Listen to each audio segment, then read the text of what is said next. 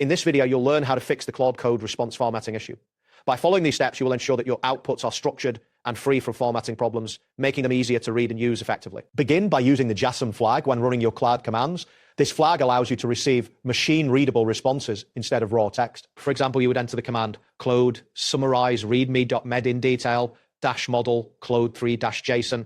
This step is crucial as it guarantees that the output is structured properly, which significantly reduces the chances of encountering broken formatting in your console. Next, capture the output in a log file to avoid any truncation or line wrapping issues that may occur in PowerShell. Start by creating a logs folder if it does not already exist. You can do this by executing the command mkdirc Claude logs. Afterward, run your Claude command and save the full output by using the following command: Claude summarize readme.medshare -model Claude 3-JSON C Claude logs output _ get date -format AMMD. This process captures the entire output, where including any special characters preventing PowerShell from altering the format. The third step involves handling special characters effectively.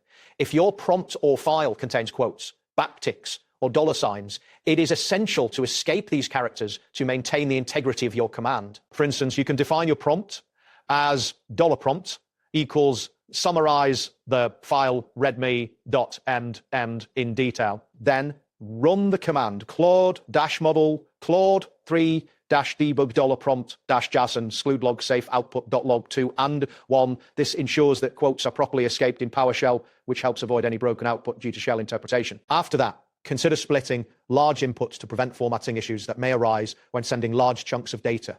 You can retrieve the content of your file by using the command $content equals getma.ma.wma-raw. Next, split the content into smaller parts by using $chunks equals $content-split1. 5000 where object to $_net. This command divides the content into manageable segments, ensuring that each chunk is processed cleanly and preserves the formatting in your logs. Finally, loop through each chunk and process it individually. Use the command $chunk in $chunks, Claude -model Claude 3-debug $safe chunk -JSON, C Claude logs chunked output.log2. And 1. This step ensures that each smaller chunk is handled correctly, which helps maintain the overall formatting in your log files. By following these steps, you will significantly improve the handling of outputs from Claude. That wraps up today's guide. Thanks for watching and catch you in the next tutorial.